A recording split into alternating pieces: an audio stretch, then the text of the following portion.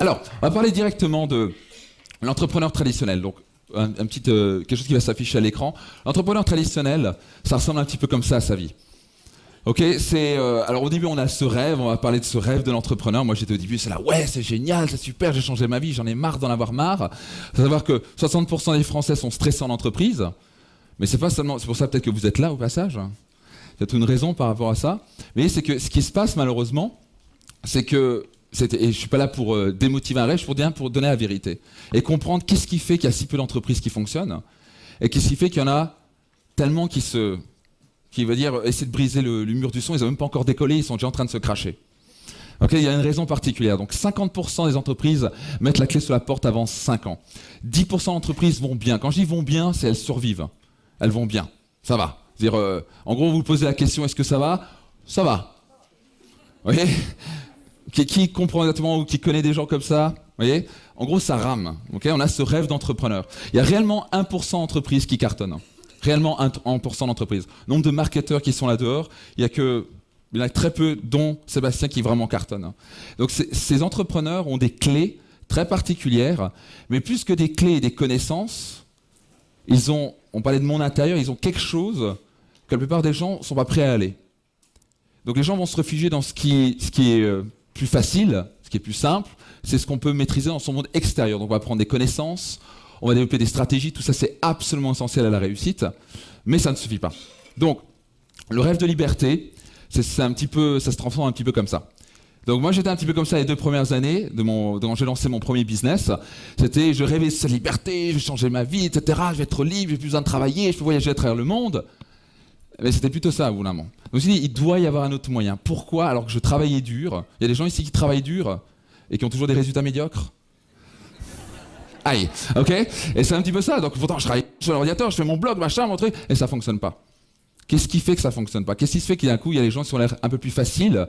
C'est jamais facile au passage. Si vous croyez à la facilité, souvent j'aime bien dire, le problème c'est que vous pensez qu'un jour vous aurez plus de problèmes. Vous aurez toujours des problèmes. Ok ? C'est parce que vous êtes libre financièrement. Moi je suis libre financièrement depuis 6-7 ans maintenant. C'est absolument merveilleux comme vie. Ça n'empêche pas que j'ai pas de problème. À moins que vous avez un autre problème, c'est qu'est-ce que je fais avec tout cet argent que je gagne ? C'est un meilleur problème, mais c'est un problème.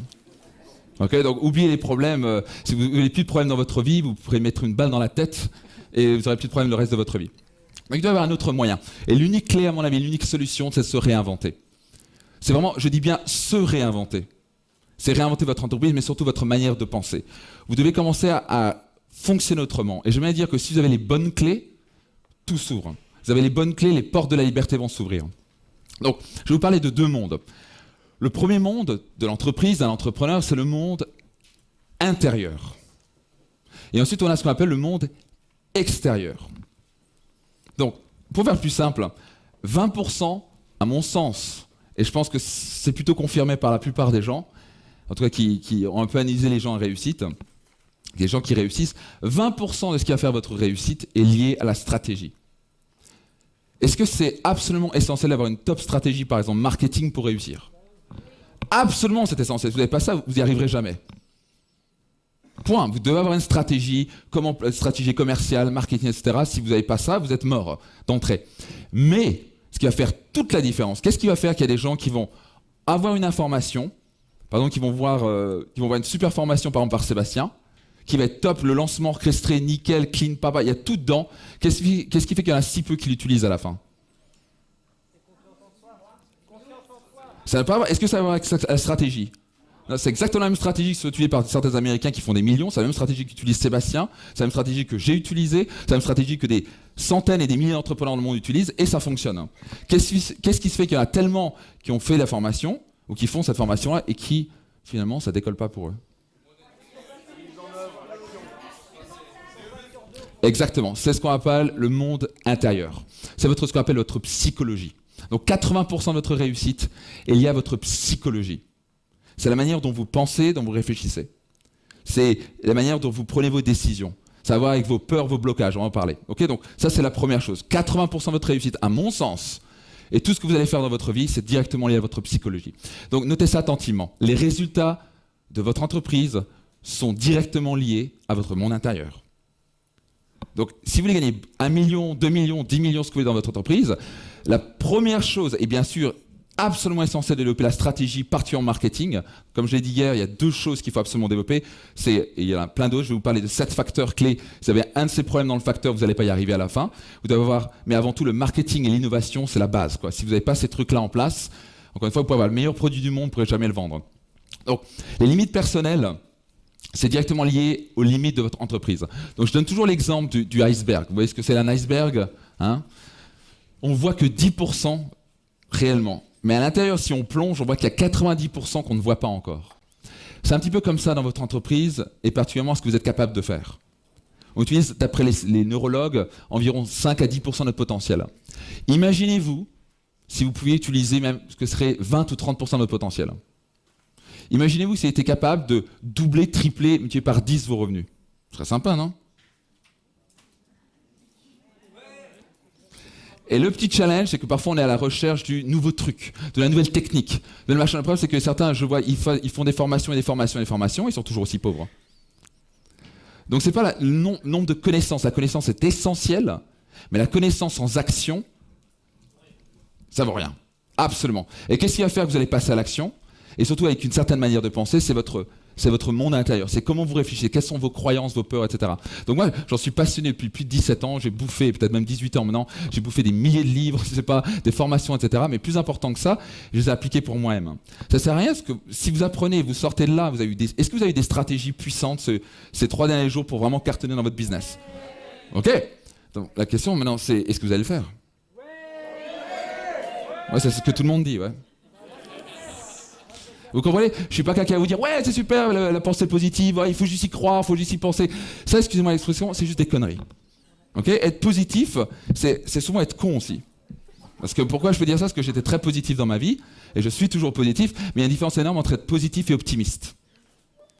Un positif, il va toujours « Tout va bien, tout va bien, tout va bien, tout va bien, il n'y a pas de problème, il n'y a pas de problème, ça fait 10 ans que j'ai un rêve, et j'ai toujours pas passé à l'action. Mais oui, yes, je vais le faire, je vais le faire !» C'est la même personne qui dit « Je vais arrêter de fumer », ça fait la 10e année consécutive qui dit « À la fin de l'année, je vais arrêter de fumer, c'est promis ». Et 1 an plus tard, il fume toujours. « Il faut vraiment que j'arrête. Hein. C'est décidé, j'arrête. » Et 10 ans plus tard, il est encore en train de fumer. Pourquoi ? Parce qu'il ne maîtrise pas son monde intérieur. Il ne suffit pas de dire « Ouais, super, ça n'a pas marché ». Donc ça va être un petit peu... C'est juste se mentir à soi-même. Donc souvent, on utilise le positivisme pour se mentir à soi-même. Alors je préfère être positif qu'être négatif, on est bien d'accord, mais le mieux pour moi c'est être optimiste. Optimiste c'est dire ok, la réalité c'est, ça fait 10 ans que j'ai un rêve et je passe pas à l'action. Ça fait la 3e formation que je fais et je passe pas à l'action. Qu'est-ce qui me bloque ? Et avoir la positivité, être optimiste, de dire je vais trouver une solution pour changer ça. Ça c'est ce qu'on appelle être intelligent. Bon, je dis pas que vous êtes bête, parce que moi j'étais vraiment bête pendant des années, ok ? C'est juste qu'on a fait un fonctionnement, a tendance à se mentir. Et moi je peux vous dire un peu la vérité. Parce que le rêve de Sébastien et un de mes rêves, en tout cas, c'est d'impacter les gens. Moi, mes rêves profonds, c'est d'impacter les gens et de vraiment les aider. Ce qui m'intéresse, c'est pas que je sois sur scène, je me suis éclaté moi. Moi, ce qui m'intéresse, c'est quand vous sortez de là, vous réalisez vos rêves. Ça, c'est ce qui compte vraiment pour moi. C'est comme ça que je mesure ma réussite. Le reste, j'en ai un peu rien à foutre. Vous voyez ce que je veux dire ? Ce qui compte, c'est votre réussite. Vous êtes pas chaud pour ça ? Donc, est-ce que vous êtes vraiment maintenant prêt à écouter vraiment ce que je vais vous dire ? Ok. Parfait. Donc on va parler de ce. Bon, première chose qu'il faut comprendre, vous devez exploser ce qu'on appelle vos limites intérieures. Donc pour exploser vos chiffres d'affaires, vous devez exploser vos limites intérieures. Et je vais vous expliquer ce que c'est. Donc les limites intérieures, c'est quoi ? Numéro 1, c'est ce qu'on appelle la peur. La fameuse peur. Ok ? Surmonter sa peur. Ça, c'est la première chose. C'est ça la première limite. La deuxième chose qu'il faut arriver à faire, c'est gérer vos conflits intérieurs. Donc, c'est quoi les conflits intérieurs ? C'est ce qui a à voir avec vos croyances. Vos croyances qu'on appelle limitantes. Alors, c'est quoi ? Donc, j'aime bien donner souvent l'exemple d'accélérer ne suffit pas. Vous devez desserrer le frein à main. Donc, je prends un exemple. Il y a plein de gens qui sont là avec une croyance qui dit « Il faut que je réussisse, j'y arrive, je vais y aller ». Vous avez déjà entendu quelqu'un vous dit « Il suffit juste de le vouloir ». Ouais, ça c'est la plus grande connerie que j'ai jamais entendue de ma vie. Ok, parce que c'est pourtant juste y croire. Bien sûr, il faut y croire, bien sûr, il faut le vouloir. Mais surtout, il faut régler son problème intérieur, il faut relâcher le frein. Si vous accélérez avec votre voiture, et vous accélérez à fond, vous avez le frein en main enclenché, qu'est-ce que vous allez faire ? Exactement, vous allez bousiller votre bagnole, vous allez juste faire beaucoup de bruit, vous allez éventuellement avancer de 5 mètres peut-être, vous allez peut-être péter le moteur, vous allez péter les pneus, vous allez péter tout. Mais l'idée, c'est que vous n'avez pas avancé grand-chose et vous avez surtout généré beaucoup de stress, qui a parfois l'impression qu'il accélère beaucoup, mais il n'y a pas grand-chose qui se réalise. Ok ? C'est que l'autre, la moitié de la salle ne veut pas lever la main parce que... Ok ? Donc, vous savez qu'on a ce schéma-là, qui a parfois l'impression qu'il se dit « Mais c'est fou, je travaille, je fais tout ce que je peux et ça, et c'est comme si quelque chose me retenait. » Qui a l'impression de ça ? Ok. Donc ça, c'est ce qui a à voir avec vos croyances limitantes. Donc vous avez 2 blocages principaux, on a tous ça. Et au passage, que vous soyez un multimillionnaire, vous avez encore des limites. Moi, j'ai encore des limites. La question, c'est à quelle limite vous avez. Il y a toujours quelque chose à travailler. Le jour où vous tombez dans la trappe où moi j'ai tombé quand j'avais 23 ans en disant je connais tout sur tout, j'ai plus besoin d'apprendre quoi que ce soit, là vous êtes mort. Ok ? Parce qu'un jour ou l'autre, l'univers va vous ramener tout de suite sur Terre. Donc on a tous des limites. Que vous gagnez très bien votre vie, que vous soyez juste au début, ou que vous soyez une entreprise qui cartonne ou pas, on a tous des limites et on peut faire beaucoup, beaucoup, beaucoup plus. Ok ?